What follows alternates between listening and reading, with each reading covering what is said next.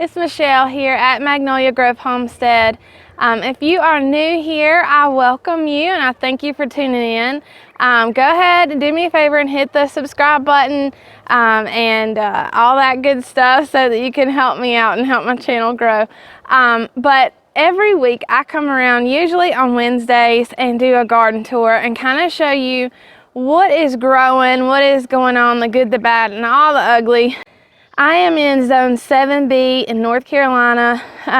We bought this property about 8 or 9 months ago now, and we have 2 acres total, but right now I just have some like container gardens and raised beds. I have 2 raised beds actually, and I have some like trellising and that kind of thing. So I'm incorporating a lot of different practices in my garden. I'm growing a lot of new things that I've never tried to do before. And so I'm really excited to be able to share this journey with you all and kind of show you without you having to spend the money on the seeds and the soil and all that stuff yourself. Just kind of what to expect, how to handle different things that come up. And so I am going to take you around. There's a lot of things. So I have on my root apron here because I just walked out here and I was like, man, this is going to be a garden tour and a harvest day. So I hope y'all enjoy. The first thing that I noticed when I came out was my squash plants. Now, I took out the trellis. I had a trellis back here, and I took that out because this summer squash does not trellis. And I thought that, you know, if I come out here and I tie everything up, I can just make it work, and it'd be gorgeous to have like yellow squash and zucchini and whatnot just hanging off the trellis. What I actually found was that is ridiculous. Sometimes you just cannot make things do something that they don't want to do. And so yellow squash and zucchini do not want to climb, they want to vine. And so I removed the trellis and I found this whopper of a zucchini that I didn't even know was out here. I'll put a picture of that at the end. But I have also noticed now that the plants are able to like spread out and I'm able to see up under them very well, the squash bugs are in full bloom right now. Actually, I've got a couple plants that we're probably gonna have to take out, so I'll take you over there and show you a good healthy plant versus a plant that squash bugs have officially attacked. So over here, this is where I had a trellis coming up. It was like right here, you know.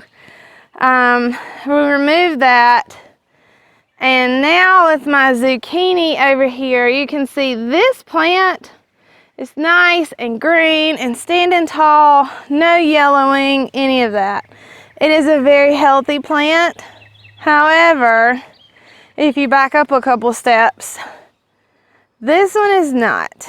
This one needs to come out probably because it looks like the squash vine borers have gotten in there. You can see there's like a little fruit down there, but I don't think it's going to do very much. It doesn't look healthy at all. All of the leaves are yellowing or they're browning and peeling off, and that usually means that the squash bugs have just taken over the life of that plant, and so it's not healthy anymore. The same thing has kind of happened over here with the yellow squash, although I think removing the trellis and actually letting this have some breathing room has helped it.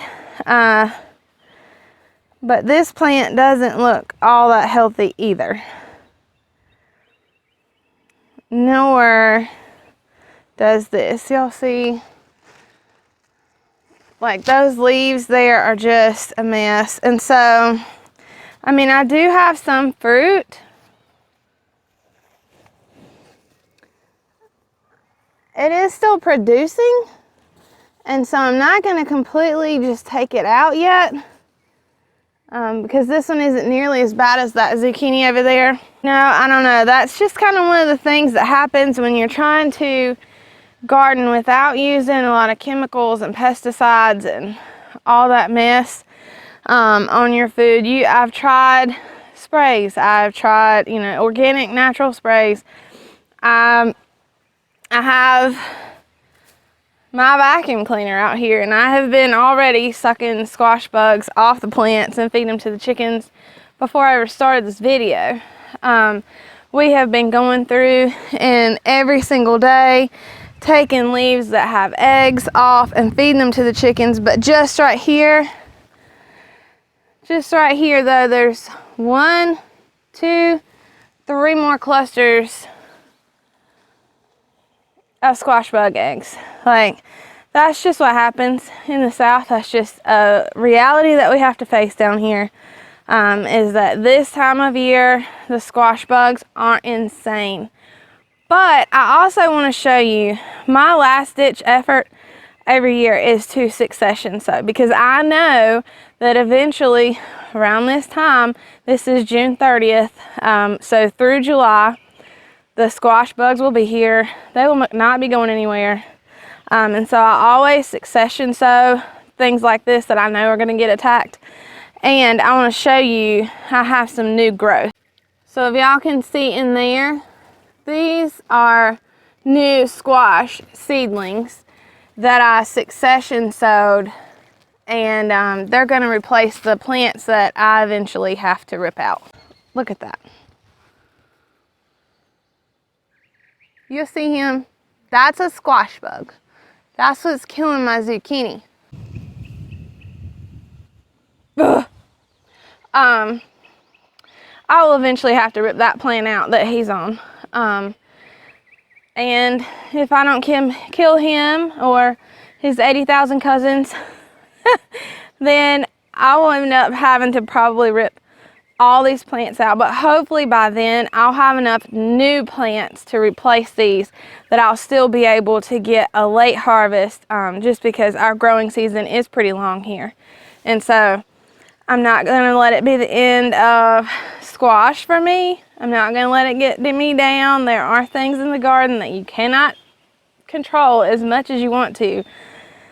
I could come out here with a lot of pesticides and chemicals and things, but then that kind of defeats the purpose, right? Like, I'm growing food for my family so that we can have good, healthy food, and I don't want to make it like chemical-laden, poisonous food. And I have something else that I want to make sure I show you guys. It's supposed to be coming a storm, and the clouds are getting gray over there, so I'm gonna hurry up. But this right here that I'm walking through is the Armenian yard-long cucumber that is trellising all the way up the top of the trellis. So it has climbed very thickly all the way to the top. And I showed you blooms before, like these beautiful yellow flowers. All these flowers theoretically will be Armenian yard-long cucumbers. But look, I have babies. So these cucumbers will get, just like their name says, about a yard long before they're really ready to harvest. But I want you guys to know that if you try to grow these, grow them and don't give up on them, because as soon as they make babies, this thing was about this long for like a week, and now boom. I came out here, it's been 2 or 3 days since I came out here and really inspected for new fruit, and this is what I have. This one wasn't even here the other day. This one was like tiny. And so when they get going, they really take off pretty quick. This will be an eggplant, but oh my gosh. I don't know about y'all, but it kind of fascinates me the way that plants do that, right? Like, they make the most gorgeous flowers before they produce the most amazing fruit. Like, it is so just, it blows my mind all the time how God created that to happen. It's like beauty, and then beauty with sustainability, right? It's amazing. I came out here and gave all of my tomato plants haircuts, meaning I pruned pretty heavily because I had a few branches had like blight on them. at the bottom of the beds, and then I had some like airflow problems in between the plants because I do have a lot of plants in this bed. And so I pruned pretty heavily, and I think it didn't do anything but help my plants. All of these are the Roma tomatoes that I'll use as paste tomatoes, and if you can see, these vines are just loaded with like really big fruit. I'm just waiting on them to ripen. And then when we walk over here, next to those, I put these Sun Golds. I have harvested so many Sun Gold tomatoes already off of these plants. I wasn't going to prune them very heavily, but then I noticed that some of my other plants were having issues, and so I figured it can't hurt. So I went ahead and got on top of that before it became a real problem. I'm just going to go ahead. If you see some that are like green like this, I go ahead and just snap them off and put them in the window, because even though they're not fully ripe like this gold one, if I sit them in the window, they'll finish ripening. And with my schedule as crazy as it is right now, I don't know if I'm going to get out here tomorrow to do a whole lot, and so when I see ripe fruit like this, I want to go ahead and grab it. And over here I have the Cherokee purples, which have not ripened yet. But guys, look at all these tomatoes. All these branches are just completely full of fruit. Back over here at the squash, we'll go ahead. I harvest my squash when they're about this big, just because I don't want them to end up looking like baseball bats. They're a lot more tender this way, and since I'm pretty much the only one that eats squash here, I can not worry so much about how much they're producing, but rather the quality. And to me, when they're small like this, they're just better. This guy is growing in between the logs.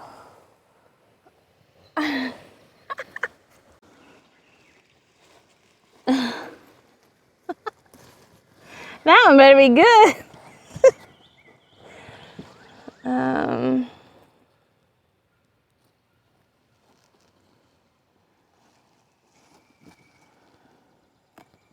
let's go over here at the zucchini. Now, every time I go to the zucchini the last few days, I have found this huge fruit that I didn't even know was there. So we'll see if that happens again today. There's one. You'll see that?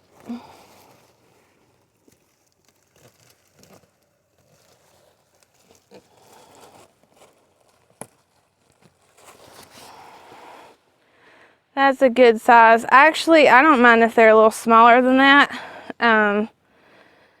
Because again, they're just more tender. If they get much bigger than this, I like to shred them up and use them in zucchini bread. Go ahead and snag this one too.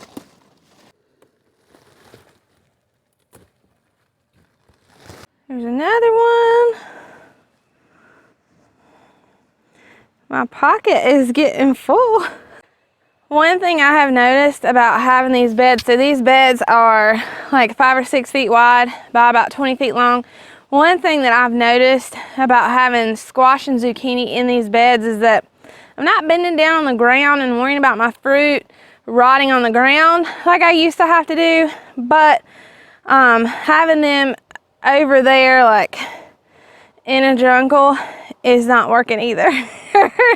Because it is so hard to like dig through the okra to get to the zucchini. So next year I'll rethink that. Another thing I love about the root apron, it has these the full apron has these pockets, so I can keep my tools. I have tomato clips in here on the right side, and then I keep my pruning shears and stuff on the left side. And you definitely, when you're harvesting okra, you want to make sure that you use some kind of pruning shear or something, you know, that can cut them off at the stem, because they don't just rip off or pull off or twist off that well like squash and zucchini, for example, do. I'm going to try to harvest these okra without getting stung. You'll see those. They have got to be harvested.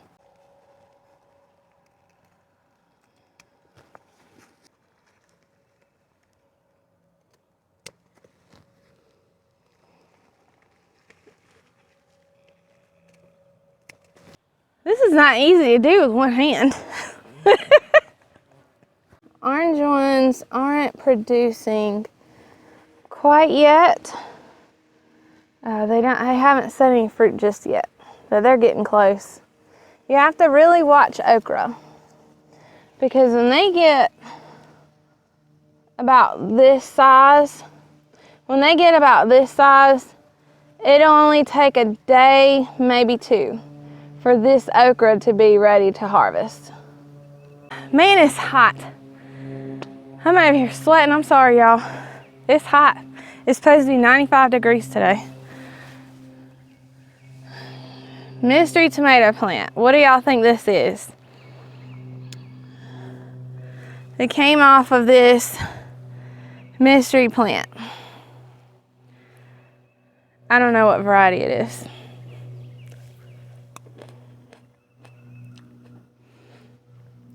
Tastes good. It'd be like hot tomato. Oh, it's hot. Next thing I want to show you is the cantaloupe vines. I finally have baby melons. There's a whole bunch of them. Look at my corn, y'all. It's getting so big. It's not tasseling yet, but it's really, really tall. It's almost, some of it's almost as tall as the trellis. And then here's all the peppers. I have jalapenos. Look at that.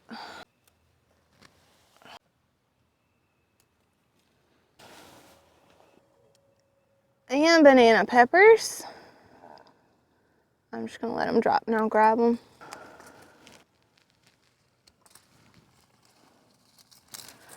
These things have been super prolific already. I've harvested so many banana peppers. And then on down from the banana peppers are these are all bell peppers, different varieties. There are yellow, California Wonder, lilac, and sweet chocolate pepper. I have the tiniest of babies, but I don't have any actual, peppers yet. Yes, I do. Look, it's a baby bell pepper. And we're back. That brings us back to the other side of the tomato trellis. So, black creme. Y'all look at these. Look at how big that fruit is. These vines, like I said, just like on the other side of the trellis, are completely and totally loaded with fruit. These here are the German Johnsons. They are really popular around here for getting pretty big. You'll see how big that is. But it's because they cat face so much. That's 1, 2, 3, 4 tomatoes all together. And like this one, 1, 2, 3 fruits together.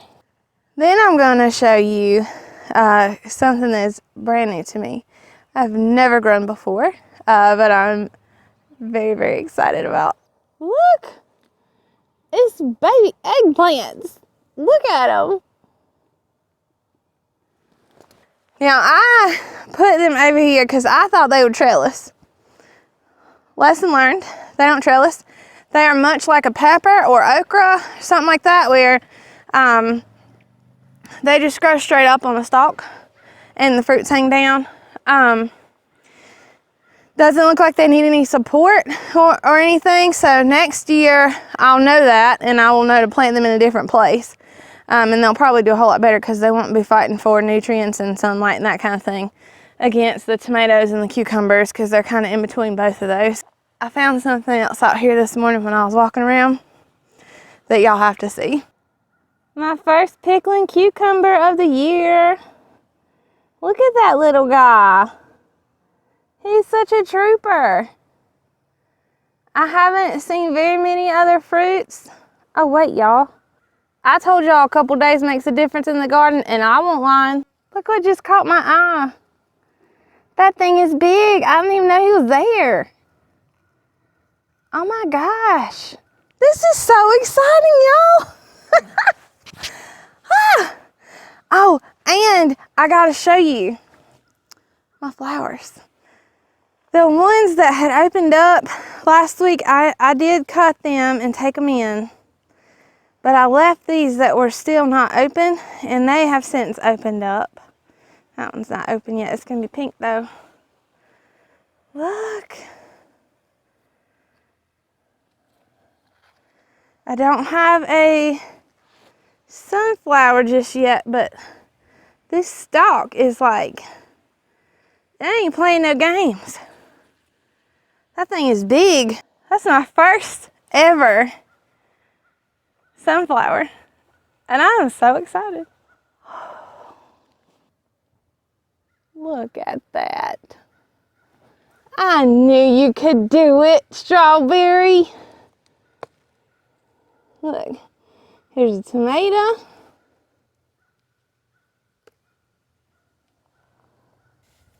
Guys, this is like crazy. I got some more little green beans, but they're not that big.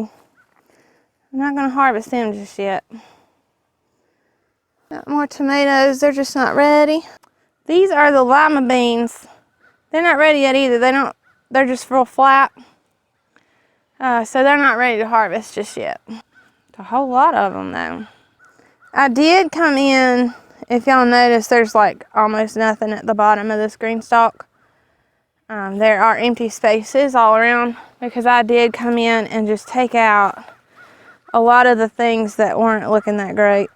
Y'all gotta see this.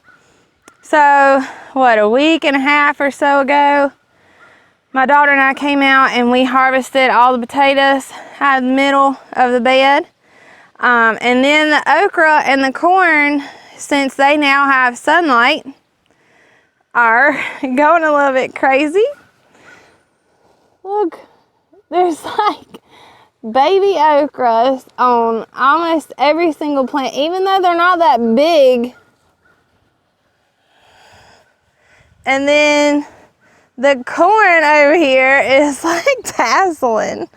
There are no ears on this corn. I don't really know exactly what it's gonna do, but I think that is adorable.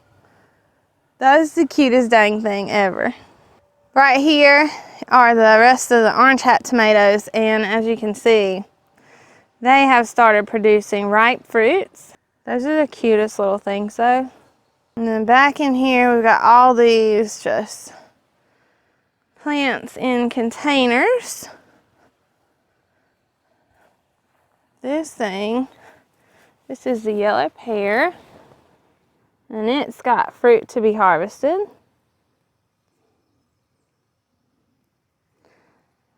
Bet you can't guess why it's called a pear tomato. And this is the Candyland, and while I've told y'all it's just not been my favorite plant, it is wildly prolific. This thing looks sick and has always looked sick since I had it, pretty much. But it makes all these little tomatoes that are perfect for salads and things. And then we have the Bosque Blue Bumblebee, and I would love to say, yay, we have our first fruit. But it has blossom in right, so. And then, last but not least, we have these Sun Sugar tomatoes. All right, guys, I am happy to have brought you around the garden and not only showed you what's growing and how I'm growing it, but also how it's harvested. I will post a picture at the end of this video with like everything that we collected today. And until next week, I hope y'all have a wonderful week.